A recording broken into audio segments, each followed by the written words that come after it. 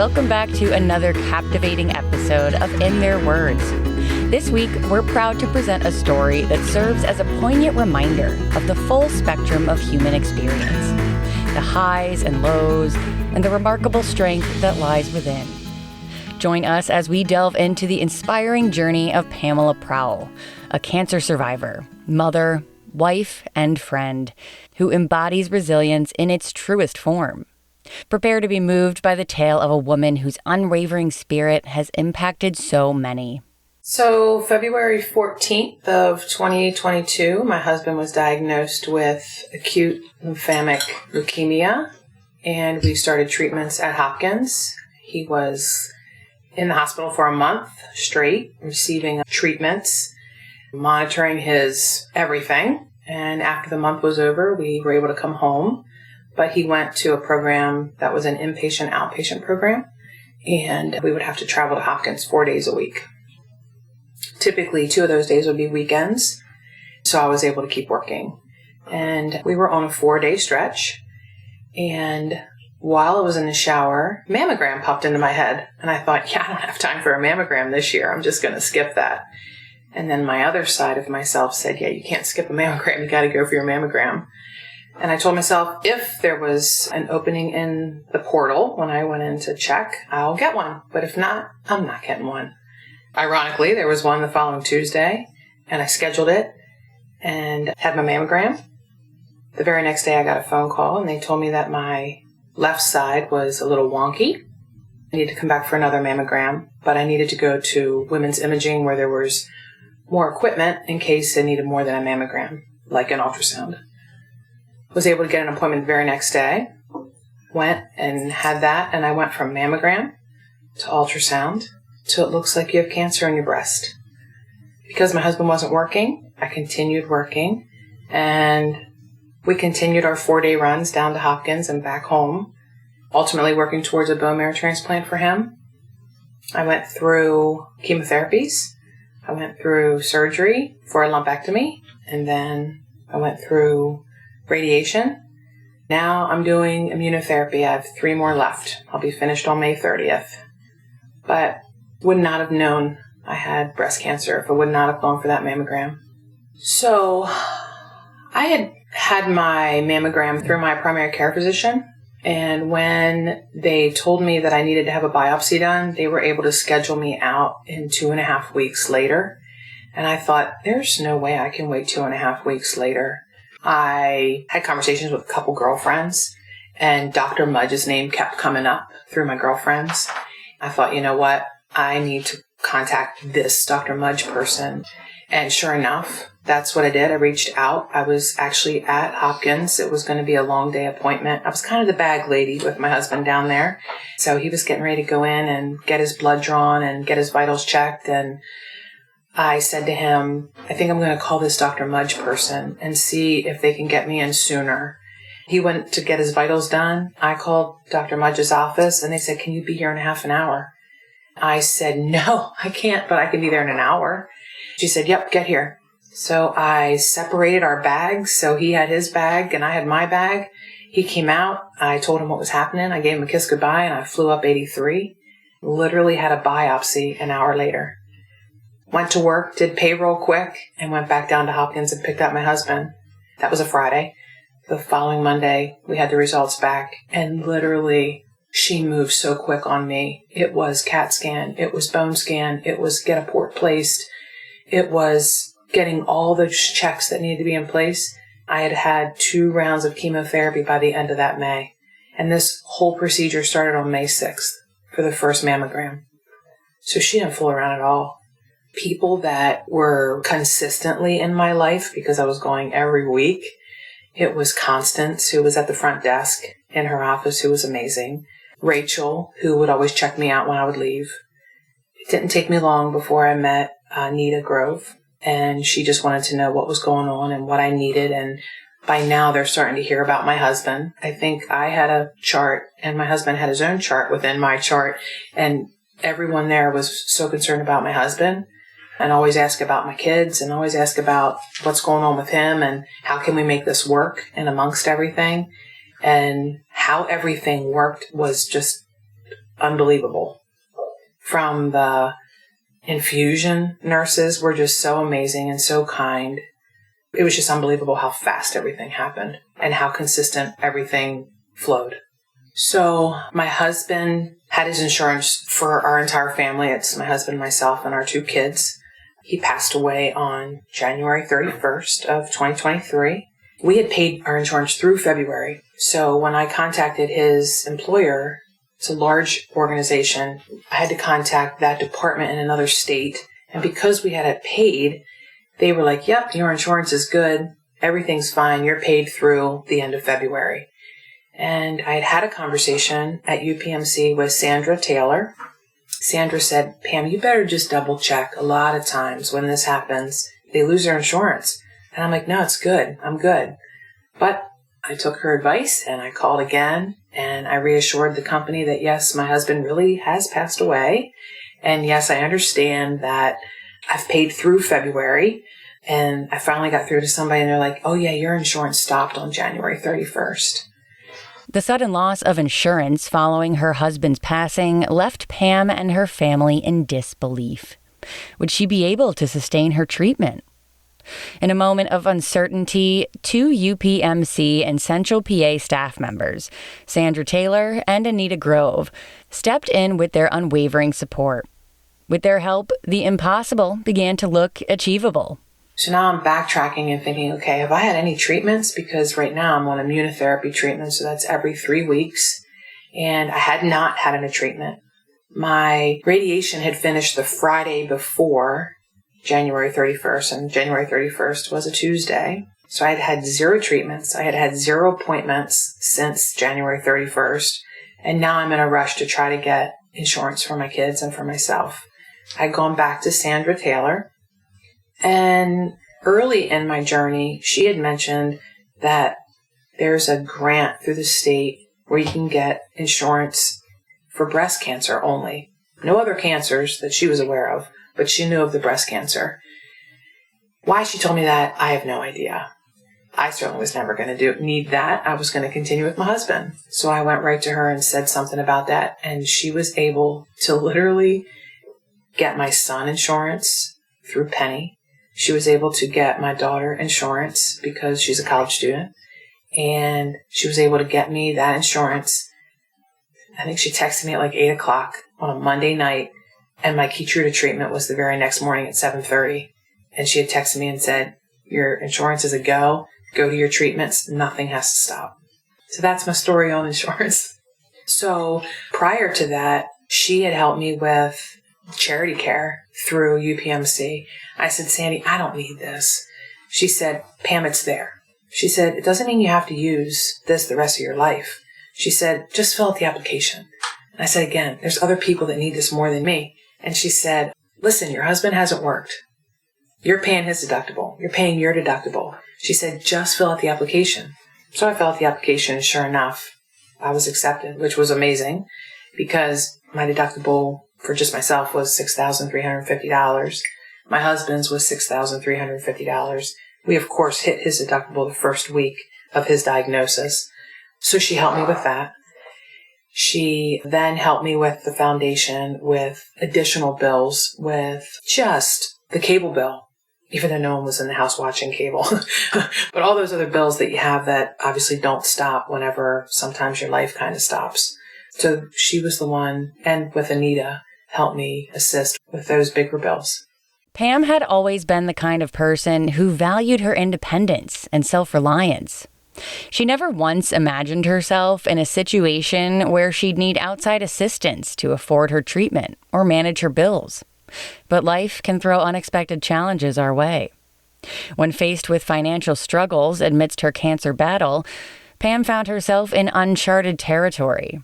I think you have this stigma in your mind of people that need supports are people that it's their own fault, maybe, that they're in the situations that they're in and they need to try to have supports that maybe they're not worthy, right, to have something like that because their choices that they're doing on the side maybe aren't the best. And who am I to judge, right? But as humans, we do. And when those were offered to me, I thought, well, I'm not that person. I am certainly not in need of that. I'm going to figure it out. But the foundation provided a way for my family to continue to just live and not be constantly worried about even being in the home to pay a bill or to try to figure out how it was going to get done when we were spending so much time at Hopkins. With the compassionate support of the UPMC Pinnacle Foundation, Pam discovered the strength to gracefully accept temporary assistance. This act not only eased her financial burden, but also reminded her that seeking help is a sign of courage, not weakness. It's a powerful testament to the community of problem solvers at UPMC in Central PA and the UPMC Pinnacle Foundation donors who are dedicated to uplifting one another during life's toughest moments. Even with needing radiation every day, there were days where I wanted to stay at Hopkins and I couldn't because I had to have treatment here. But just knowing that a gas card was coming when I was filling up my tank 3 times a week to run back and forth to him. We put over 18,000 miles on our vehicles this year, just going back and forth for medical appointments. And you don't even think about that. But the foundation was so supportive, still made me feel like I had dignity, right? They made me still feel like I didn't have to do this all the time or use their services all the time. But in this moment of time, it made our family continue to function without worrying about the financial piece.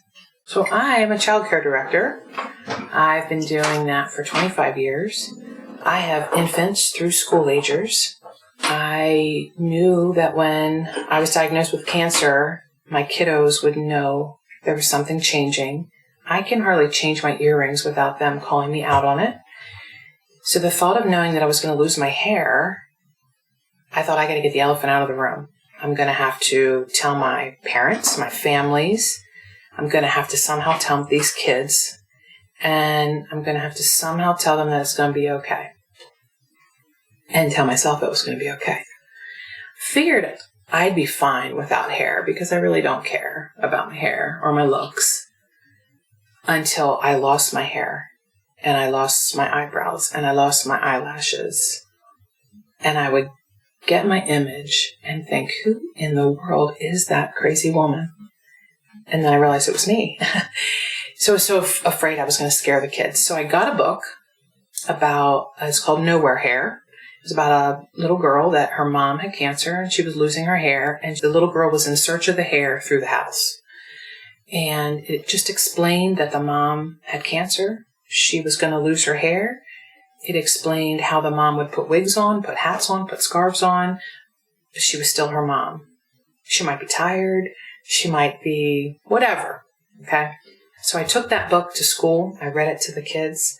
I took in all my hats, all my wigs, and I told them what was going to happen. I let them try on the hats and wigs, and we took pictures, and it was just crazy. And the kids were not scared. They told me I was going to be okay. They would want me to sneak a peek under my hat or under my scarf.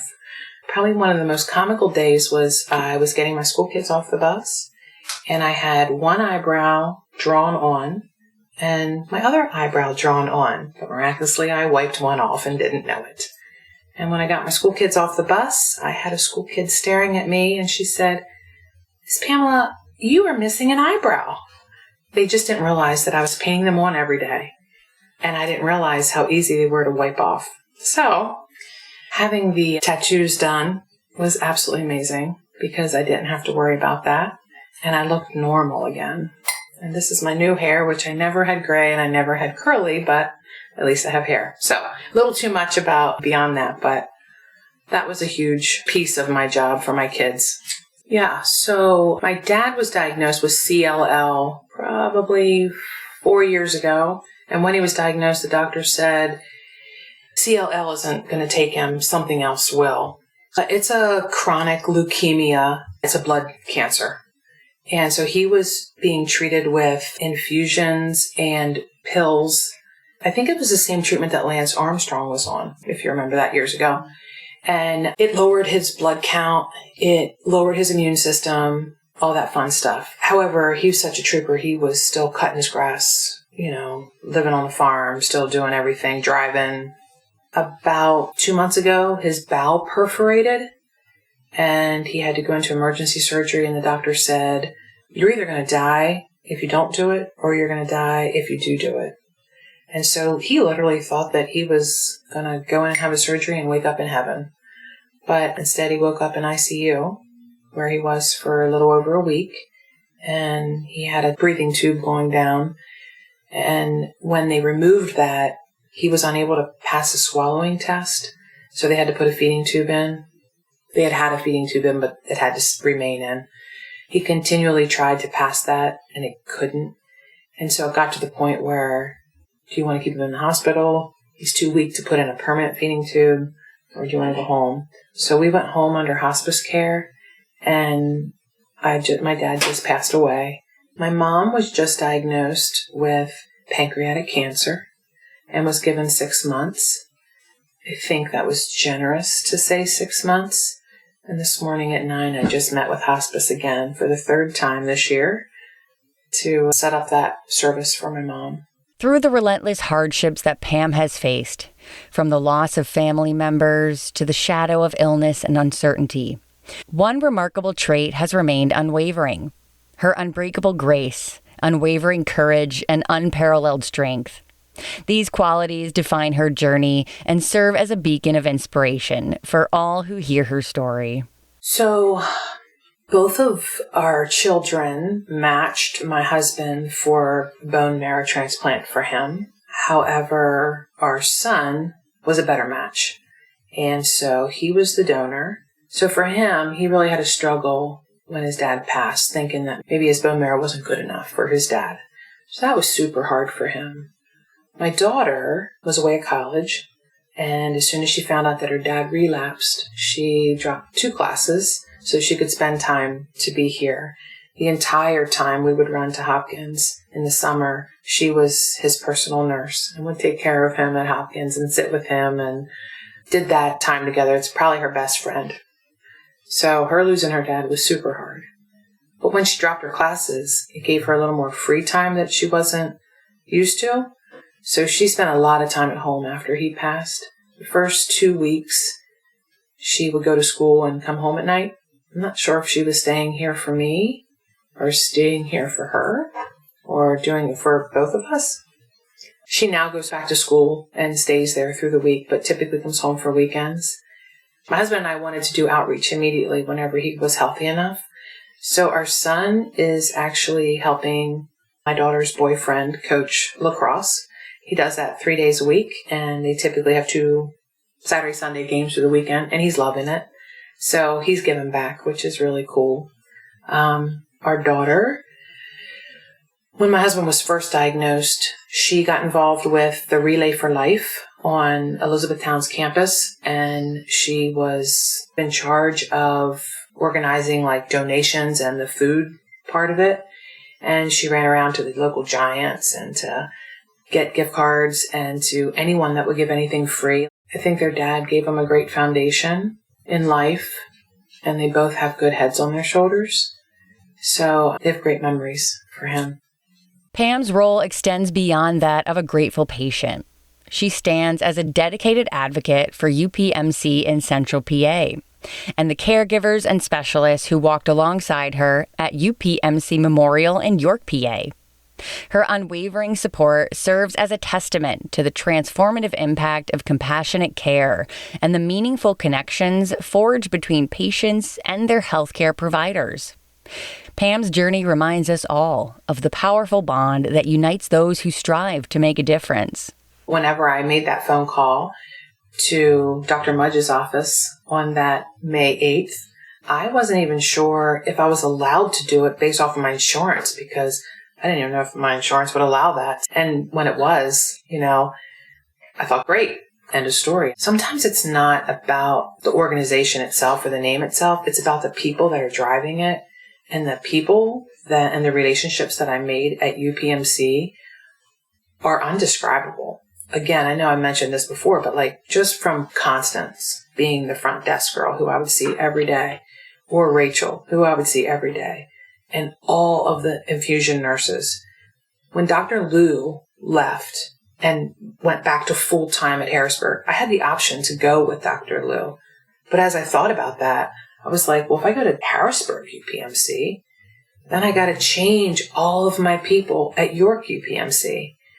And I thought, I'm not going to do that because I'd have to leave my infusion, which was every 3 weeks, and those front desk ladies and I find that it's more about relationships, and the relationships at UPMC.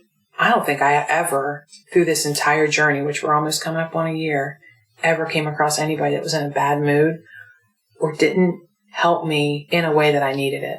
And even if it was something that they didn't have the answer for, they always got it. So for me, UPMC was amazing and is amazing. And I'll be a UPMC person now. For me, within my childcare center, I really wanted to get my eyebrows tattooed on before I even got cancer. So I had researched it some, but to put that kind of money out, there's no way I'd put that money out for something like that. But to know now that even if a baby smears their hand across my face, I'm not going to lose what I've drawn on is an amazing feeling.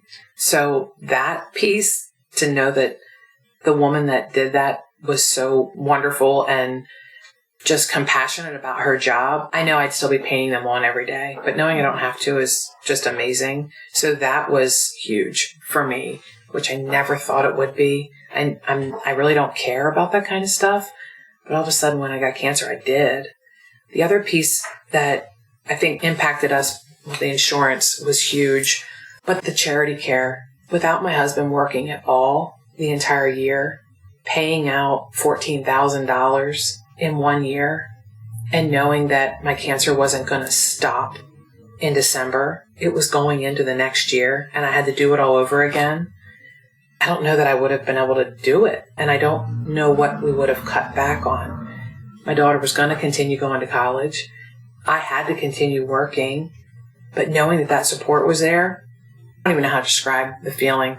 Just knowing that that's being taken care of. Again, in this moment of time, it's not like I'm going to do it forever, but in this moment of time was huge for our family. I just don't know how we would have done it. When Anita Grove came into my life, she was amazing. Not only did she make me feel normal, not only did she respect everything I had and still made me feel like I had dignity, but she supported me in ways and guided me in ways that I never thought was possible, whether it was the foundation, whether it was the different other organizations outside of the foundation, just anything that was available locally to support me. And at first I was like, I don't want any of that stuff. I just want to understand what I have and how I'm going to get through this because I don't need help. I'm always the giver. I'm never the one receiving it. But she made me realize that it's not anything that you have to do the rest of your life. It's just in this moment of time. And then you give back however you can give back. But she's just so genuine. And again, I never thought that one person could support an entire family in the way that she did and does. And I know will continue to do for me. That was when I realized that it's the people in an organization, not the organization itself. As we approach the conclusion of this remarkable journey, filled with moments of heartbreak and inspiration alike, a truly heartwarming perspective awaits. Pam's daughter steps forward to share her thoughts on the woman she calls Mom. Her insights provide a touching glimpse into the profound impact Pam has had on her family and beyond, reinforcing the enduring strength of their bond. Just understanding everything that everyone did for her and how everyone cared about her just feels great because it was kind of hard for me being at school because I felt like I was away, so I couldn't really contribute when I was at school. So I kind of struggled with that for a little bit at the beginning. But just understanding that people took care of her the way that I would want them to take care of her feels really good. Oh my gosh. Well, she's the craziest person I know. No. She is very strong, and I never noticed it until recently, like this past year, just because nothing traumatic has ever happened in our family, and we haven't really had to be strong before. But I would be at school some days, and I would be like, I don't even understand how, I can barely even finish this assignment. I don't understand how she's running my dad to appointments, going to her own appointments, working, caring for her mom and dad, caring for my dad's mom and dad, still checking in on me and my brother, like, still taking care of Milo the cat. Like, I literally don't understand how she fit everything into her day that she did. And if I was in her position, I would not have been able to do everything that she did. It was absolutely insane. I said many times to many people that she is Superwoman. And I've said it once and I will say it again. I just hope someday that I can be at least half of what she has been. As we draw to a close on this poignant episode, I want to express my heartfelt gratitude to you, our listeners. Thank you for joining us on Pam's remarkable journey, for sharing in her triumphs and challenges, and for allowing her story to resonate with you. Your presence and engagement are what makes these narratives come alive. Stay tuned for more inspiring tales in the episodes to come. Until then, thank you for being a part of In Their Words. This podcast is brought to you by the UPMC Pinnacle Foundation and UPMC in Central PA. UPMC in Central PA has 7 acute care hospitals with 1,160 beds, with 1,160 licensed beds, over 160 outpatient clinics and ancillary facilities, and more than 2,900 physicians and allied health professionals, and approximately 11,000 employees in Central PA. It is a healthcare hub serving Dauphin, Cumberland, Perry, York, Lancaster, Lebanon, Juniata, Franklin, Adams, and parts of Snyder counties. The UPMC Pinnacle Foundation exists to provide resources to meet the needs of our most vulnerable patients, promote health and lifelong wellness in our communities, and support our workforce so we can attract, train, and retain the best and brightest talent at UPMC in Central. Before we wrap up this episode, I want to extend my gratitude to you, our listeners, for joining us on this journey of inspiration and innovation in oncology care. I'd also like to express our sincerest appreciation to Dr. Kit Liu for her invaluable insights and dedication to transforming the landscape of cancer treatment. Your engagement means the world to us, and we encourage you to share these stories of hope and healing with others who might find them as meaningful as you do. By rating, reviewing, and sharing our podcast, you're helping us reach even more hearts and minds, making a difference one listener at a time. Stay tuned for more captivating stories in the episodes to come. Until then, thank you for being a part of In Their Words. To make a difference for oncology patients in need and to join their philanthropic mission, visit upmcpinnaclefoundation.org.